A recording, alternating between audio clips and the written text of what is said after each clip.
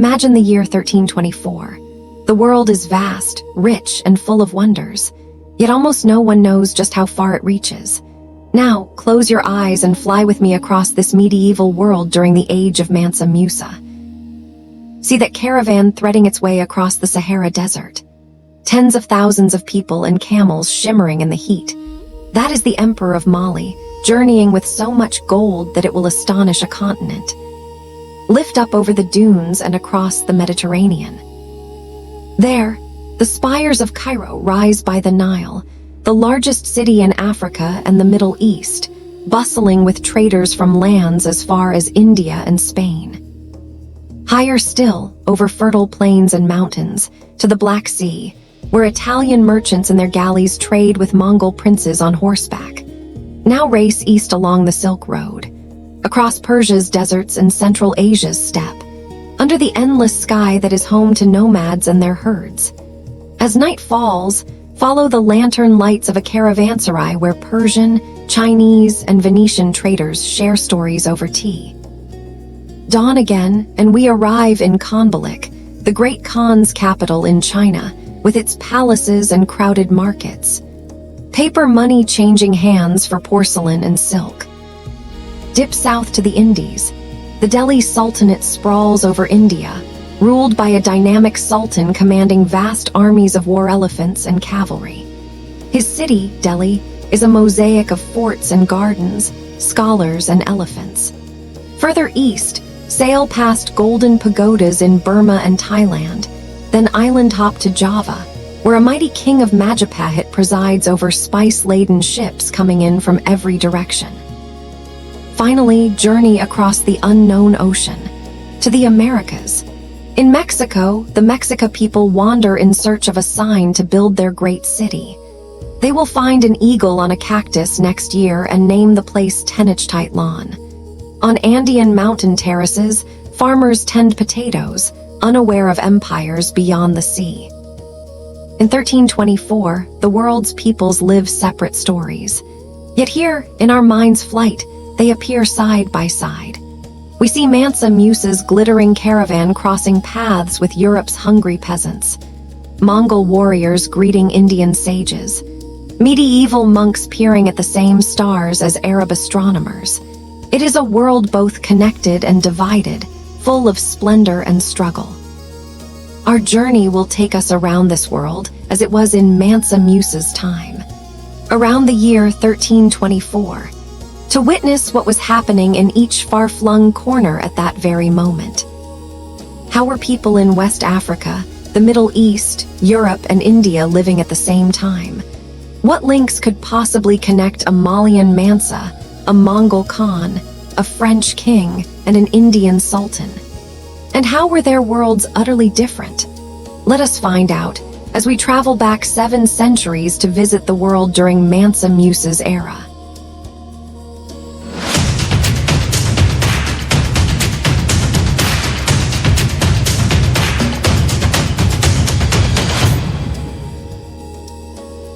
The early 14th century, roughly 1310 to 1350, was a pivotal time in world history. It was the last chapter of the medieval world before the transformations of the late 14th and 15th centuries changed things forever. The Black Death, the rise of gunpowder empires, the European Renaissance, and the voyages of discovery. If we zoom in around 1324, we catch the world at a fascinating moment. Global connections had been growing thanks to the Mongol Empire's vast reach and old trading networks. Yet vast distances and cultural barriers still separated most people. It is a time when legendary figures walked the earth. In 1324, Mansa Musa, the richest man of his day, makes his famous Hajj to Mecca, displaying West Africa's wealth to Afro-Eurasia. It is the era of the Mongol Khanates. In China, a Mongol emperor sits on the dragon throne of the Yuan dynasty. In Persia, a Mongol Ilkhan rules. And in the steppes, the Golden Horde holds sway. The Mongols are still power brokers across Eurasia. Meanwhile, medieval Europe is going through crises, famines, dynastic conflicts, and yet sowing seeds of rebirth in art and science. In India, the Delhi Sultanate is a flourishing empire, linking South Asia into the Islamic world. Viewing the world in 1324 lets us see how connected and how different various civilizations were. It is like a tapestry. Different colors and patterns, loosely woven at the edges. This era matters because it shows a prototype of globalization under the Pax Mongolica. Goods, ideas, and even diseases moving along routes spanning continents.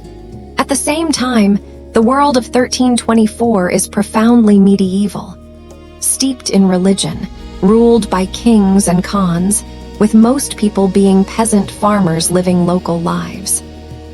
Think of around 1324 as a lens. Through it, we can witness dramatic contrasts. Golden ages in some regions, calamities in others, and also see the threads that connected those regions through trade and travel. By exploring this slice of time, we gain a clearer understanding of the late medieval world just before the tide of early modern changes, and it gives context to our central story. Mansa Musa's journey, an event that in itself linked continents and symbolized the era's interconnection. It was a moment of growing global awareness, a time when the world was starting to knit together through commerce, even as people still knew so little of lands beyond their horizon. By exploring 1324, we better understand how our world evolved, how Africa, Asia, and Europe told separate stories that occasionally intersected, how wealth and knowledge flowed and sometimes stalled, and how the stage was set for the changes to come. Now our journey turns toward West Africa, to the Mali Empire during its golden age. Our journey begins in West Africa, in the Mali Empire, the land of gold. It is the year 1324. Mansa Musa, the Emperor of Mali, is about to undertake a journey that will echo across the known world. Mali at this time is a powerhouse of wealth. This empire, founded by the legendary Sundiata a century earlier, controls the gold fields of the Niger and supplies much of the world's gold in this era. Imagine, Europe and the Middle East are starved of gold, but here in Mali, it shines so abundantly that even common folk adorn themselves with gold dust for special occasions. Mansa Musa himself is revered at home. He is a devout Muslim, a wise ruler, and by all accounts as generous as he is rich. He has ruled since 1312, expanding Mali's borders and making cities like Timbuktu and Gao important centers of trade and learning. Timbuktu is not just a faraway idiom. It is a real city thriving with merchants from across the Sahara, and Musa will help turn it into a renowned center of Islamic scholarship. Now in 1324, Musa decides to go on the Hajj, the pilgrimage to Mecca that every Muslim is expected to make once. But he is not going alone or quietly. He is bringing the entire royal court and then some. By the most famous accounts, his caravan includes 60,000 people. Officials, soldiers, merchants, servants, and 12,000 enslaved persons. And a train of 80 to 100 camels, each carrying 300 pounds of gold dust. Whether the numbers are exact or not, the essence is true. It is one of the largest and richest caravans ever to cross the Sahara. Picture that caravan. As it snakes across the desert, it is like a moving city. 500 heralds ride ahead dressed in fine fabrics, each carrying a golden staff. Musa's personal guard, thousands of horseback riders flank him, their swords shining. Everyone, even the enslaved people, is dressed in the best Persian silk and Yemeni brocade money can buy. They carry tents, provisions, and luxuries. Musa even has a pavilion set up each Friday so he and his followers can offer the congregational prayer, no matter where they are. When his favorite wife is troubled by sand, he reportedly orders a ditch filled with water and lined so she can bathe, essentially creating a mini oasis in the desert. That is the level of logistical support at play. As this magnificent caravan treks through the sand seas, It is as if the Sahara itself comes alive. Never had the desert seen such opulence. After many weeks, they reach Cairo, Egypt. Cairo at this time is used to hosting princes and sultans. It is a cosmopolitan metropolis, but even Cairo is dazzled. The arrival of Mansa Musa becomes city legend. The Sultan of Egypt, Al-Nasir Mohammed, a mighty ruler himself, invites Musa to his palace. There is a little diplomatic dance. Protocol would have Musa bow to the Sultan, but Musa, proud and representing a sovereign empire, hesitates. He does not want to lower himself. In a clever move, Musa enters in prayer to God instead of bowing directly to the Sultan, thus paying respect in a way that honors both. It is a small moment, but it shows Musa's character, pious and astute. Then the gold spending begins. Mansa Musa spends or gifts so much gold in Cairo. Charity to the poor, any price asked by merchants, huge gifts to the Mamluk court, that he upsets the economy. Egyptian chroniclers say the streets of Cairo were littered with gold. So many merchants receive gold from Musa's entourage that the value of gold drops by 20 to 25% and does not recover for years. It is one of the only times in recorded history that a single man's generosity caused this kind of inflation. Initially, people rejoice. Free gold. Prices soar because money is now plenty. On his way back, Musa realizes this problem and tries to borrow back some gold at high interest to normalize the market. It helps a bit, but the damage is done. Cairo's businessmen and money changers talk about it for decades. Remember when the king of Mali came and gold was cheap as dust? From Cairo, Mansa Musa continues to the Arabian Peninsula. There he performs the Hajj rites just like any other pilgrim, albeit with one of the largest entourages in memory. His piety and lavish charity in the holy cities further enhance his renown. People of Mecca and Medina surely speak of the West African king who brought barrels of gold to the Kaaba. While in Arabia, Musa meets a learned Andalusian poet and architect named Abu Ishaq al-Sahili. Impressed by his talent, Musa invites him to return to Mali. Al-Sahili later designs the famous Jingrebir Mosque in Timbuktu, using a Sudano-Sahelian style with mud and wood. Musa also acquires many books and brings back scholars and bureaucrats, determined to make his empire not just wealthy, but learned. After completing the Hajj, Mansa Musa heads home with a slightly lighter treasury and a much heavier fame. The caravan trudges back across the Sahara to Mali. He will reign for another decade or so, during which Timbuktu becomes a thriving center of Islamic learning. Judges, teachers, poets, and students from across West Africa gather there. Musa builds mosques, palaces, and learning centers. The legend of his wealth spreads across the Sudan and to Europe. The Catalan Atlas will later depict him with a crown and a gold nugget, symbolizing the riches of sub-Saharan Africa. For Mali itself, Mansa Musa's era is the zenith of power and prosperity. The empire extends from the Atlantic coast far inland, controlling the gold mines of Bambuk and Bure, and the crucial trade routes that send gold north and bring salt south. Timbuktu, Gao, and Walata bustle with merchants trading salt, ivory, cola nuts, and slaves. By the time of Musa's death around 1337, Mali is arguably the largest and richest empire in Africa. Its fame even reaches Europe. It is said that hearing of Mali's gold inspired later Portuguese navigators to seek direct sea routes to West Africa.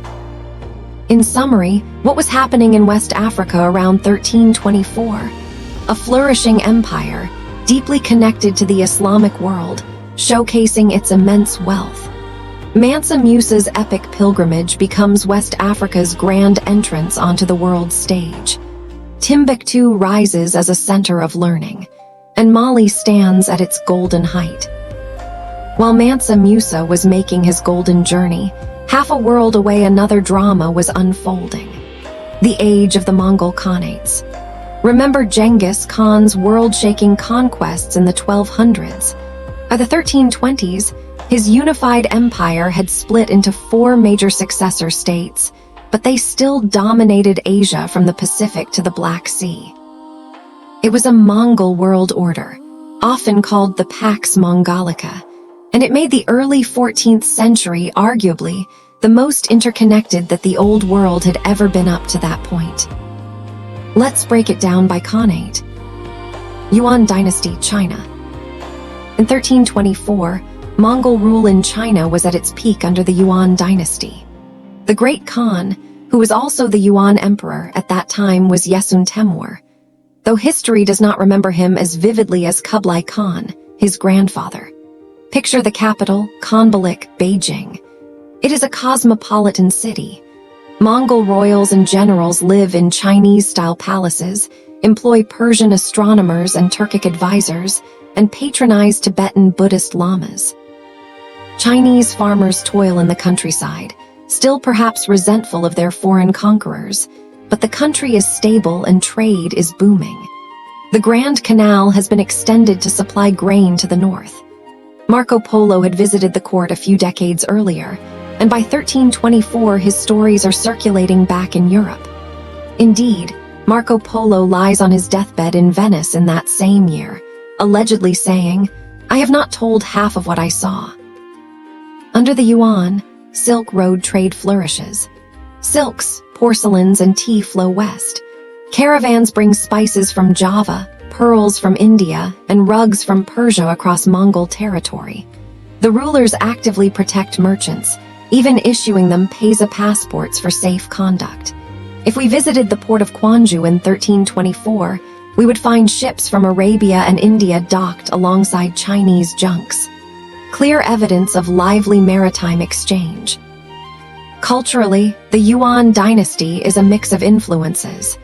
Mongol princes learn some Chinese, but keep Mongol customs. Chinese painters incorporate new influences.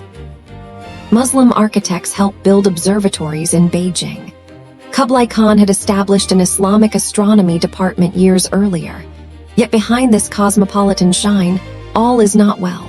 There are court intrigues. Yesun Temur himself came to power after a coup that assassinated his predecessor. Common Chinese people suffer heavy taxes, but outwardly the Yuan Empire is strong. It is the largest single realm on Earth in 1324 in terms of contiguous territory. One more thing, paper money. The Yuan use it widely, the world's first true fiat currency system. It impressed Marco Polo. It also caused inflation when overissued. A medieval preview of modern economics. Ilkhanate, Persia and Mesopotamia. West of Yuan China, across Central Asia, lies the Ilkhanate, covering Persia, Iraq, and surrounding regions. In 1324, the Ilkhanate is under Abu Sa'd. He is a young ruler in his late teens, but his regents and ministers maintain stability after years of factional tension. The Ilkhans, originally pagan, Buddhist when Hulagu founded the state, are now Muslims. Ghazan Ilkhan converted in 1295, so by our time the Ilkhanate is officially Islamic. This softens relations with their old rivals, the Mamluks of Egypt. Around 1320, they sign a peace treaty that ends 60 years of warfare. So by 1324, there is relative peace across much of the Middle East. What is Persia like under Mongol rule? Surprisingly vibrant. The Ilkhans are great patrons of arts and sciences. One of Abu Sa'd's ministers commissioned a magnificent illustrated history book, the Compendium of Chronicles by Rashid al-Din, a few years earlier. An attempt to compile all the world's knowledge, from Chinese medicine to Frankish history. In Tabriz, the capital, Mongol nobles wear fine Persian robes. Chinese silks brought from the Silk Road appear in the bazaar. You hear Persian, Mongolian, Arabic, and even Latin from Christian emissaries. Europeans are in active contact with the Ilkhanate. There are trade treaties. In 1320, Abu Sa'd granted trading privileges to Venetian merchants. Imagine that, a Mongol ruler in Persia granting Italians rights to trade in his realm. Papal embassies also come seeking an alliance against Muslim powers in the Levant. The Ilkhanate is wealthy thanks to Mesopotamia's fertile land and Persian trade. Its artisans produce fine miniatures and stunning glazed tiles for mosques, blending Chinese designs like dragons with Iranian aesthetics. Under Mongol tolerance, Christians, Jews, and Muslims live relatively peacefully, though tensions rise at times. The Ilkhanate is nearing a future crisis. Abu Sa'id will die in 1335 without an heir, and the state will fragment. But in 1324 it is intact and cooperating with its Mongol cousins. Envoys travel between Ilkhanate and Yuan, exchanging exotic gifts. Lions, giraffes, rare birds. There are also diplomatic letters exchanged with the Delhi Sultanate in India, showing how connected Asian powers were.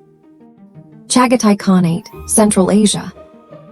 In Central Asia, between the Ilkhanate and the Yuan, lies the Chagatai Khanate, named after Genghis Khan's second son. In 1324, this Khanate is weaker than the others. It is split between east and west. The eastern region, around today's Xinjiang, is more nomadic.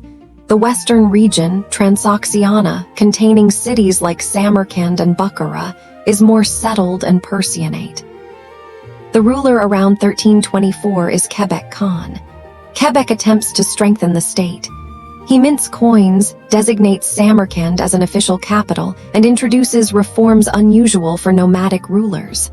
But internal strife persists. Religious diversity adds tension. Some Mongol nobles convert to Islam, others remain Buddhist or shamanist.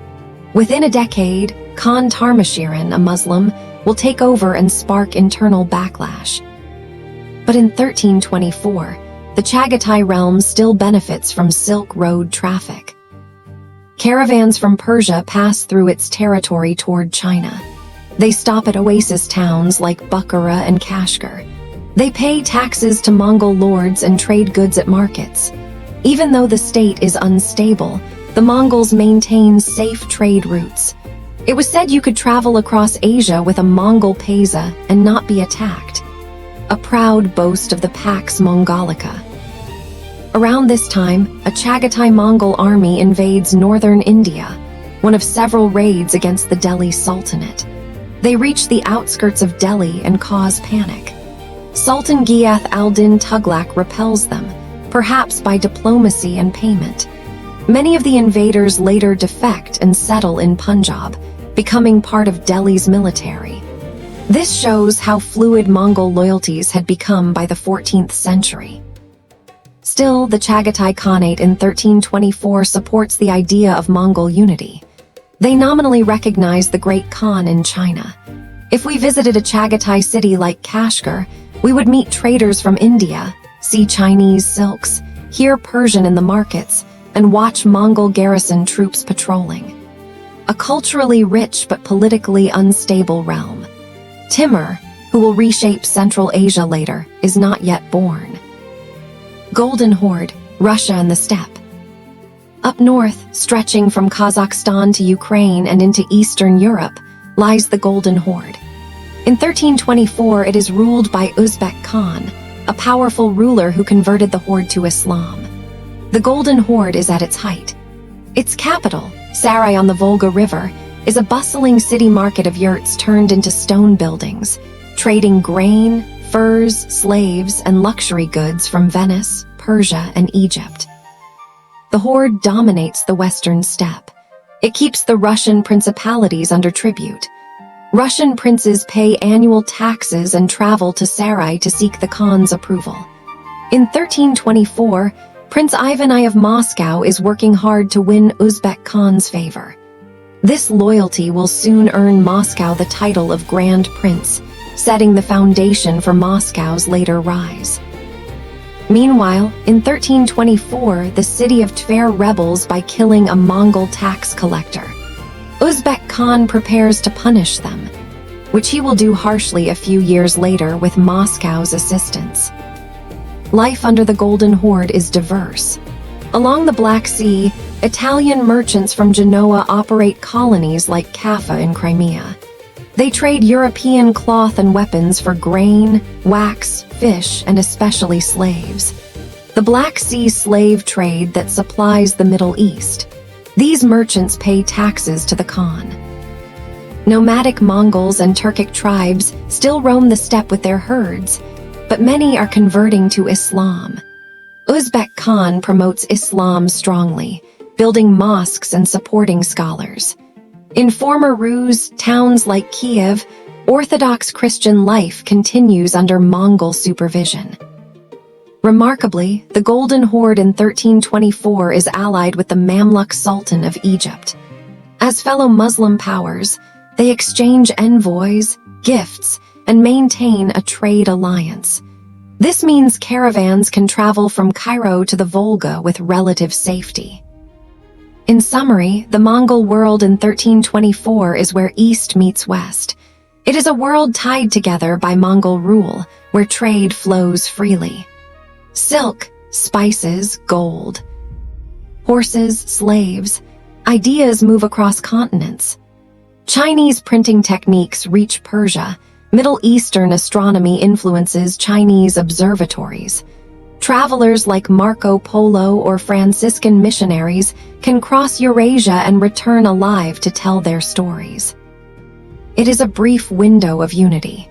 By the 1350s and 1360s, the Mongol realms will fragment, new powers will rise, and dynasties will fall. But in Mansa Musa's time, Mongol-created connectivity is at full strength. Meanwhile, in the early 14th century, Europe is going through some tough times. And if we pin it to around 1324, Europe is a continent recovering, or not fully recovering, from a devastating famine and heading toward decades of war and plague. It is often called the calamitous 14th century for Europe, and the first of those calamities struck just a few years before 1324. Between 1315 and 1317, the Great Famine ravaged northern Europe. Unending rain, cold weather, and a shift toward what we now call the Little Ice Age caused crops to rot in the fields. Grain stores depleted, and people, especially peasants who lived hand to mouth, began to starve. It was the worst famine in European memory. Chroniclers describe people eating dogs, horses, even cats, mothers abandoning children, and rumors of cannibalism in the most desperate places. While we should be cautious with sensational accounts, the famine unquestionably killed well over 1 million people. In some regions, perhaps 10 to 15% of the population. Europe's population had grown significantly during the high medieval boom, but by 1324 that era of growth was over. The famine left deep scars. Malnutrition made people vulnerable to disease, and a rise in epidemics appears even before the Black Death, including livestock plagues and strange fevers. So around 1324, many parts of Europe, especially in the north like Flanders, England, and Scandinavia, are still struggling to regain stability. If you were a child of the famine, by 1324, you might be a teenager in a village where a quarter of the population died and many fields went untilled. There is some recovery by the 1320s as harvests return to normal, but it is a shaky equilibrium. We can almost sense on the horizon the approach of the Black Death 2 decades later, which will strike a population already stressed.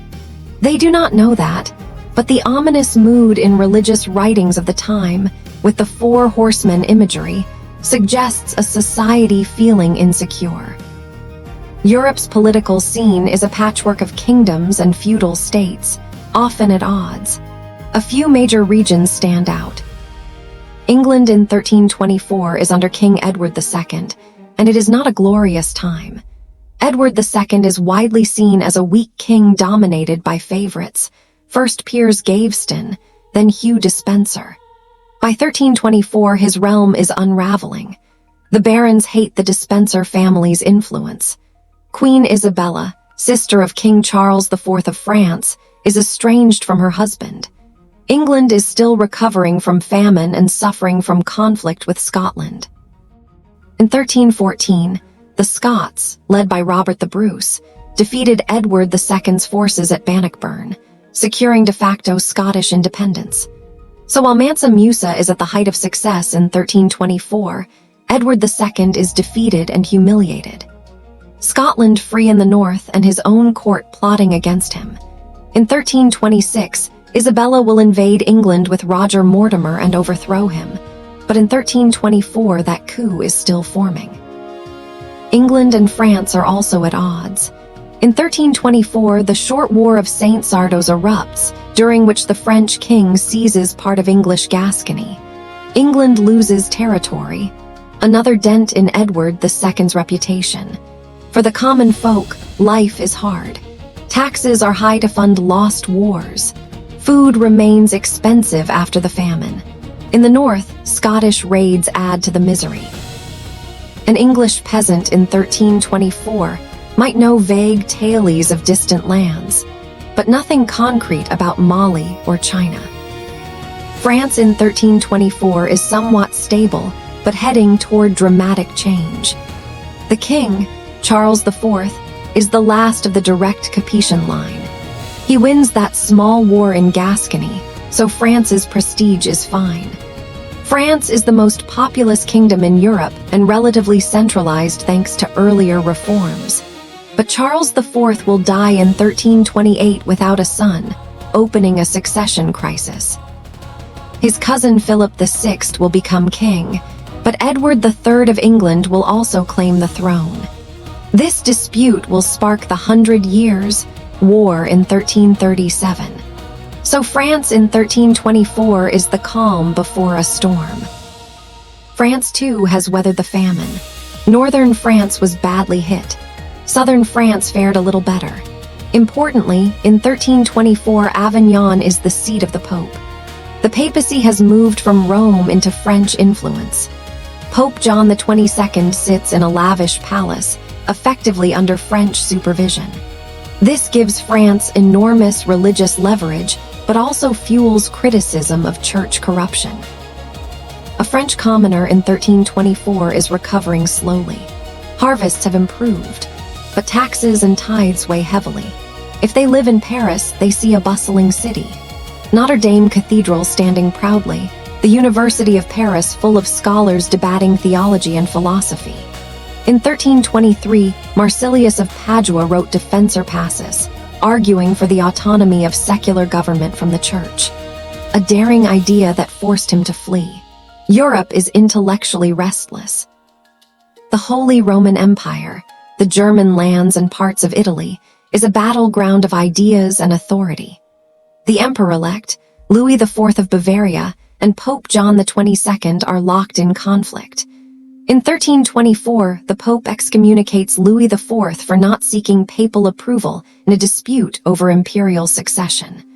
Louis IV retaliates by declaring the Pope a heretic over a theological argument about the beatific vision. This clash is one of the last major battles of the medieval struggle between Pope and Emperor.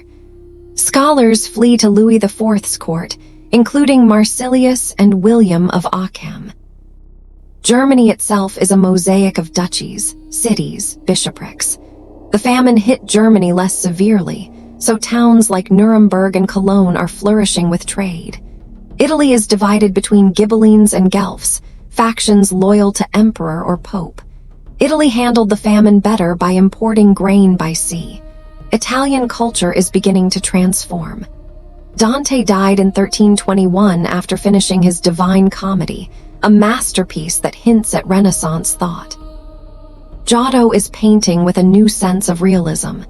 Europe is suffering, yet seeds of artistic rebirth are sprouting. The church and society in 1324 form a powerful but troubled institution. The church is wealthy and influential, but criticized for corruption, political entanglement, and hypocrisy. The papacy in Avignon appears luxurious and overly French. John XXII is extremely wealthy and taxes heavily. Meanwhile, the Franciscan order splits over poverty. The spiritual Franciscans demand absolute poverty and accuse the Pope of betrayal. John XXII crushes them harshly, even burning some as heretics. Mystical movements rise as hardship grows. superstition increases. In 1324, one of the earliest witch trials takes place in Ireland, the case of Alice Keitler. Her servant is burned at the stake. Anti-Jewish sentiment is also rising. Jews are blamed for famine or misfortune. England expelled its Jews in 1290. France expelled them in 1306. Some have returned, but distrust and persecution grow. Culturally, universities produce scholars in law, medicine, and theology. Vernacular literature flourishes. Dante's work is widely read.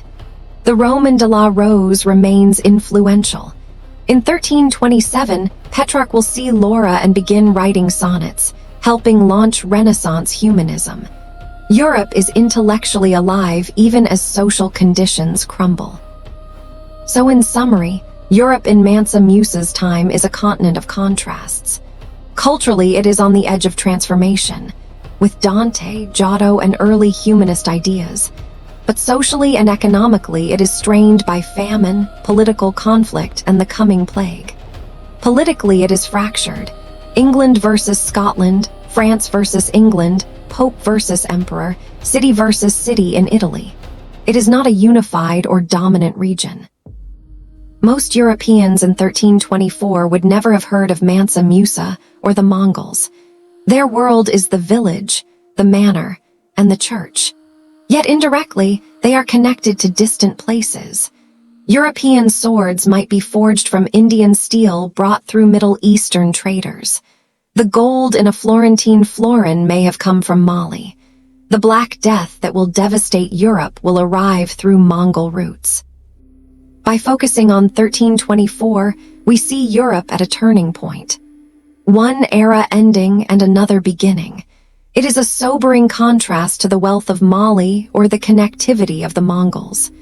Europe in this year is not the dominant continent it will later become, but one of several centers of civilization, and a struggling one at that.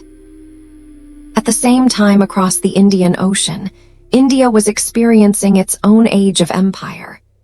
In the early 1300s, most of the Indian subcontinent was united under the Delhi Sultanate, one of the great powers of the Islamic world then.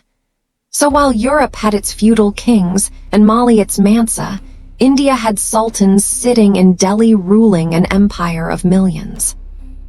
Around 1324, the Delhi Sultanate had just undergone a dynasty change. The new ruling house, the Tughlaq dynasty, took over in 1320.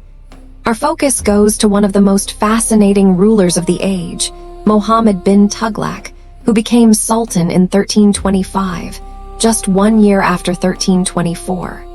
But even slightly before that, as a young prince and general, he was influential.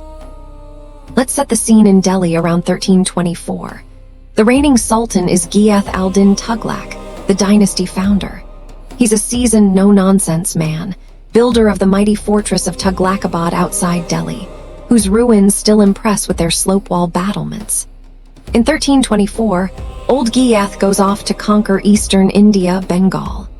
He succeeds, Bengal's ruler submits, and on his way back they set up a grand pavilion to welcome him just outside Delhi.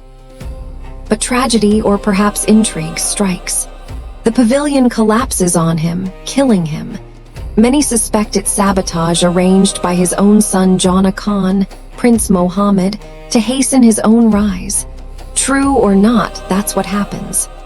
Muhammad bin Tughlaq becomes sultan in 1325, about 1 year after our anchor date. Now, Muhammad bin Tughlaq is one of those historical figures who is extremely smart, extremely ambitious, and maybe too far ahead of his time.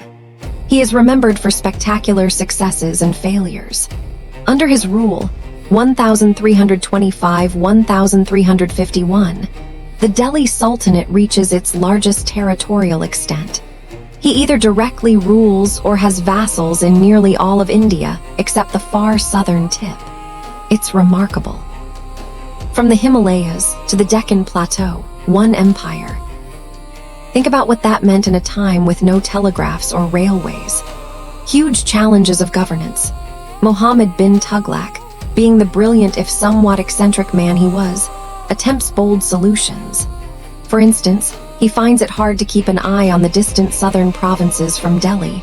So in 1327, he orders the entire capital city to relocate to Dowlatabad, a more central location in the Deccan.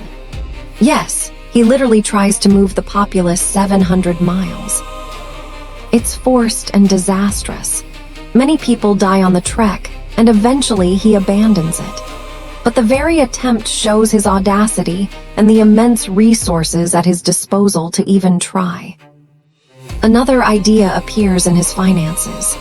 He experiments with token currency around 1330, using copper coins instead of silver. People, not really grasping fiat money, just counterfeit the coins heavily and wreck the value. Again, a fiasco, but an interesting economic idea centuries before Europe would do similar with paper money. But stepping back to 1324, just before all these wild reforms, what did the Sultanate look like? It was prosperous and cosmopolitan. Delhi, the capital, was one of the biggest cities in the Islamic world. Some travelers said maybe 500,000 people, though that might be exaggeration. It had grand architecture. The Qutb Minar, a huge victory tower, soared in the Delhi skyline. Numerous palaces, mosques, and markets were stocked with goods from across Asia. You'd find Chinese porcelain, Arabian horses, Central Asian silk, South Indian spices all in Delhi's bazaars. The court spoke Persian, the official language, though many languages buzzed in the streets, Hindi dialects, Turkic, Arabic among scholars. The Sultanate's ruling elite was quite mixed ethnically. Turks, Afghans, local Hindustani converts, even some Mongols who had settled and embraced Islam, the new Muslims they called them. The army was equally diverse, including huge war elephants. No one in Europe had war elephants at this time. Imagine the shock a European visitor would have seeing an armored elephant. The military power of Delhi was formidable. In 1324, the Sultanate had recently repelled Mongol incursions and had completed the subjugation of much of South India. It was arguably, besides the Mongols and maybe the Mamluks, one of the most militarily potent states of its age. Under Muhammad bin Tughlaq, the empire continues to expand initially. He pushes into Tibet somewhat, sends expeditions to the Himalayas, and even tries to reach Persia. However, the overextension later causes rebellions, but that's after our period. In 1324-1334, the Sultanate looks incredibly strong. Culturally, the Delhi Sultanate also fosters a fusion. It patronizes Islamic learning heavily, building madrasas and libraries, drawing scholars from Iran and Central Asia to Delhi's court. But it also indirectly patronizes local culture. For instance, Amir Khusrau, a celebrated poet who died in 1325, writes in both Persian and Hindavi, creating delightful poetry and perhaps even inventing new musical styles. He's credited with fusing Persian and Indian musical traditions. He wrote of India's charms, calling it the envy of paradise. This is a time of cultural blossoming, the beginnings of the Indo-Islamic composite culture that would later flourish under the Mongols. The majority of the population remains Hindu, living in villages and paying taxes to maintain this imperial grandeur. The sultans, though Muslim, often employ Hindu officials, especially in finance. Some Hindu merchant families serve as tax collectors or even ministers. One anecdote: the Sultanate has Hindu generals like Malik Naik who help conquer the south. It isn't exclusively a Muslim army. The Sultan's policy is generally not to force conversion. There is a jizya tax on non-Muslims at times, but pragmatism keeps the majority from being alienated. So everyday life for a common Hindu farmer under the Sultanate may not change much from previous Hindu rulers, except taxes are more systematically collected. One contrast: the Delhi Sultanate has coinage in abundance, gold from their own mines and trade, plus lots of silver from trading with Yuan China or via the Persian Gulf. They mint beautiful coins in gold, silver, and copper, inscribed in Arabic script with pious phrases. It's interesting that in 1324, a Delhi gold dinar might have partly been made from African gold indirectly via Red Sea trade. Meanwhile, an English silver penny might be made from Central European silver. Separate monetary worlds, though both influenced by global flows. Now, how aware were people in Delhi of Europe or West Africa? Probably not much, but they definitely are aware of Mongols, whom they fight off and sometimes hire. They are aware of China, since some envoys travel to Yuan China and vice versa, though infrequently. They are aware of the Islamic West like Cairo. Some correspondence exists, and interestingly, after 1324, the Delhi Sultan even exchanges gifts with the Moroccan Sultan, showing an Africa-India link. One concrete connection, remember that Ilkhanate envoy correspondence with Delhi. If an Ilkhan ambassador came to Delhi around then, he might have told the Sultan's court news of Europe or Africa he picked up in Tabriz. It's possible, but speculation. So around 1324, India under the Delhi Sultanate is a land of immense wealth, formidable armies, and cultural vibrancy. It is arguably at a high noon of its medieval glory, stable and expanding under Ghiyath and Muhammad Tughlaq. This is the same timeframe when Europe is struggling and Mali is dazzling the Islamic world. India is contributing its part to the global tapestry, exporting fine cotton textiles and spices, importing horses and gold. It is in some sense the economic powerhouse of the old world. Many things, from pepper to diamonds, come from India, making it the envy of others. The phrase, land of milk and honey, might well apply. Yet in time, the Sultanate will face its trials. The mid-14th century will bring rebellions and eventually break it into regional states. But in Mansa Musa's era, if you were to rank places by splendor and might, Delhi would be near the top of the list, alongside places like Cairo and Kublai. As we've traveled around the world of the 1320s, we've seen how different these regions were. Each had its own story, yet they were not completely isolated stories. There were threads that connected them, some thin and fragile, others strong highways of exchange. One of the strongest connections was trade. The early 14th century had an extensive network of routes spanning continents. The Silk Road tied East Asia to the Middle East and Europe, moving silks, spices, metals, and more. Persian merchants brought Chinese silks to Syria. Italian merchants bought them and carried them to Europe.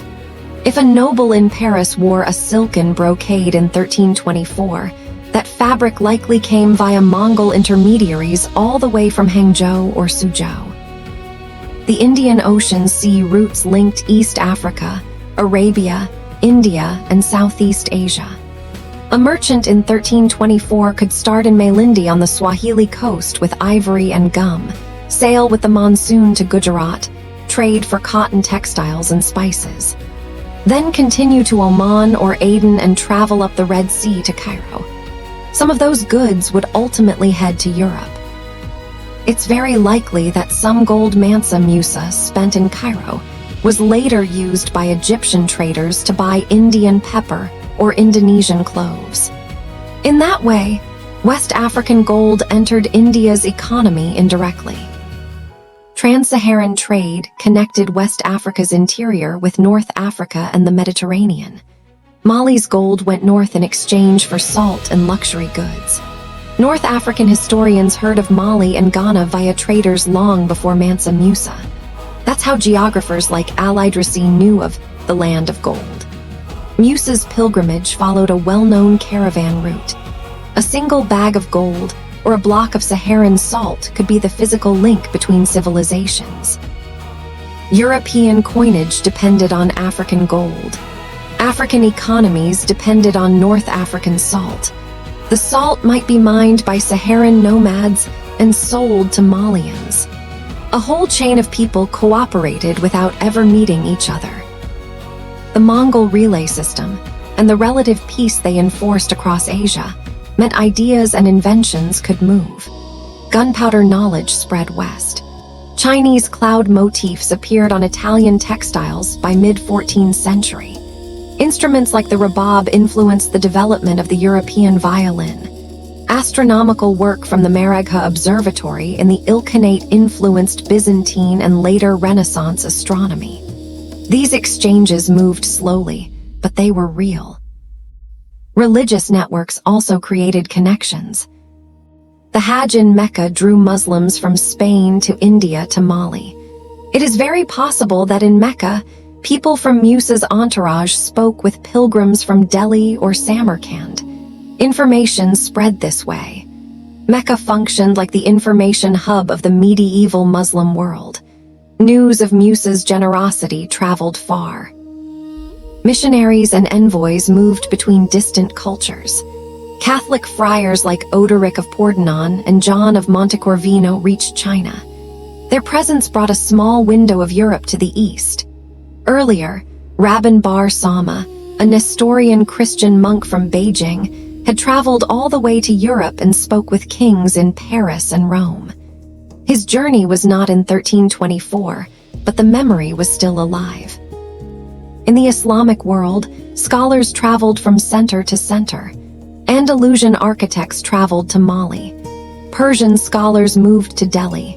Madrasas and Sufi orders created international networks. A scholar from Cairo might teach in Samarkand. A Sufi saint from Central Asia might settle in India. These were human bridges carrying ideas and spirituality.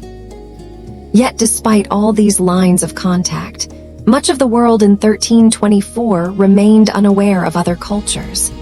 And that contrast is key. European maps still showed mythical creatures in distant places. Europeans imagined the fabled Christian king Prester John somewhere beyond the Muslim world. They had no clear idea of sub-Saharan African kingdoms. Mansa Musa's fame reached Europe only after his pilgrimage. By 1375, they knew of him. In 1324, probably not. Chinese sources had little knowledge of Europe. They still described Rome in ancient terms. For them, the far west was Persia, beyond that unclear. Mali and India likely had zero awareness of each other. Perhaps a stray Indian fabric in Mali or an African animal in an Asian court hinted at distant lands. The Yuan court once had an African giraffe, but these were rare exceptions. Yet in cities like Cairo or Alexandria, you could meet people from 3 continents. A merchant from Venice, a pilgrim from Mali, and a sailor from India could all cross paths. These cities were melting pots where goods and news gathered. Perhaps the most striking thing is how parallel the human experience was across these lands, despite their differences. In the same year, 1324, a wealthy king in Mali gives gold to the poor in Cairo. In France, starving families gather acorns to survive. In China, Mongol officials use paper money. In England, people cling to silver coins and worry about shortages. In Persia, scholars compile star tables.